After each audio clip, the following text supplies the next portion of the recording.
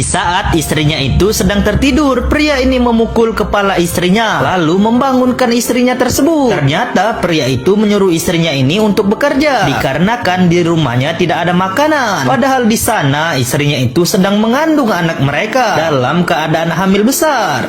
Setelah membangunkan istrinya itu, pria ini pun tidur kembali. Sementara istrinya itu keluar rumah sambil membawa parang. Ia menuju suatu tempat. Di sana istrinya itu ingin mengambil sesuatu, sementara suaminya tidur di rumah begitu saja. Ternyata wanita itu ingin mengambil ubi kayu untuk suaminya makan. Setelah mendapatkan ubi kayu tersebut, wanita dalam keadaan hamil besar ini pulang ke rumah. Sesampainya di rumah, ternyata suaminya itu masih tidur saja. Wanita ini pun mulai membersihkan ubi kayu tersebut untuk suaminya makan. Seharusnya wanita ini duduk di rumah saja karena dalam keadaan hamil besar. Biar suaminya saja yang bekerja mencari makan untuk keluarga mereka. Tapi suaminya itu tidak memperdulikan istrinya ini yang dalam keadaan hamil besar. Setelah mencuci bersih ubi tersebut, wanita ini pun pulang ke rumah untuk merebus ubi tersebut. Setelah ubi itu dirasa matang,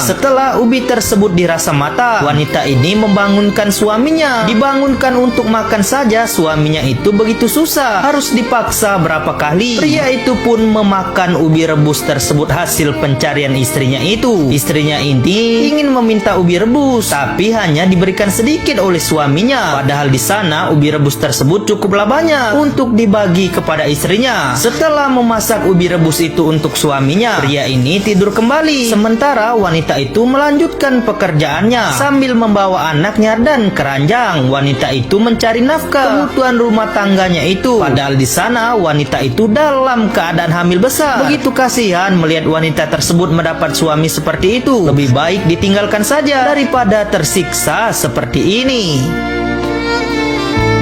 Setelah dipukul suaminya, lalu diusir juga oleh suaminya tersebut, wanita ini pun pergi meninggalkan suaminya itu sambil membawa anak laki-lakinya. Pria itu menjadi suami yang tidak bertanggung jawab. Lalu wanita ini pun pergi meninggalkan rumahnya tersebut. Sampailah wanita ini di sebuah pondok kecil. Di sana wanita tersebut beristirahat dengan anak kecilnya itu. Wanita ini pun merasakan kesakitan di perutnya sambil menahan rasa tangis. Tapi wanita ini tidak pernah menyerah. Ia tetap mengurusi anak laki-lakinya itu seorang diri dalam keadaan hamil besar. Di sana wanita tersebut ingin memasak nasi untuk anak laki-lakinya itu. Ia pun turun ke tepian sungai untuk mengambil air bersih dan mencuci beras tersebut untuk memasak beras itu agar menjadi nasi untuk anaknya makan. Luar biasa wanita ini menjadi seorang ibu. Ia pun mulai mencuci beras di sungai tersebut. Setelah mencuci beras itu, wanita ini pun pergi dari sungai tersebut. Langkah demi langkah wanita ini pun terus berjalan agar anaknya itu bisa makan. Lembah, hutan, gunung pun wanita ini lalui. Ia tidak takut hewan buas, ia tidak takut hewan berbisa. Yang wanita ini takuti kalau anaknya tidak makan. Di sana wanita itu membersihkan area rumput agar anaknya itu tidak kepanasan. Ia pun meletakkan anaknya tersebut di atas tikar yang ia miliki, sementara dirinya menyiapkan kayu bakar. Wanita ini pun mulai membelah kayu tersebut menjadi bagian-bagian kecil, lalu mulai membuat api untuk memasak beras menjadi nasi. Setelah api itu jadi, wanita ini pun mulai memasak beras tersebut di atas api yang ia hidupkan. Wanita ini pun menunggu beras itu matang agar anaknya itu bisa makan. Wanita ini sangat menyayangi anaknya tersebut. Dirasa beras itu sudah matang, wanita ini pun mengangkatnya. Di sana wanita ini memberikan makanan kepada anaknya tersebut, walaupun hanya makan nasi saja. Setidaknya wanita ini bertanggung jawab kepada anaknya. Beda halnya dengan suami wanita tersebut yang ada di rumah dan masih dalam keadaan tertidur saja. Anak dari wanita ini pun makan dengan lahap dikarenakan anak dari wanita tersebut kelaparan. Walaupun hanya makan nasi, anak itu sangat bahagia. Setelah perut terasa kenyang, wanita ini pun beristirahat beserta anaknya itu di sana sebelum melanjutkan perjalanan mereka kembali.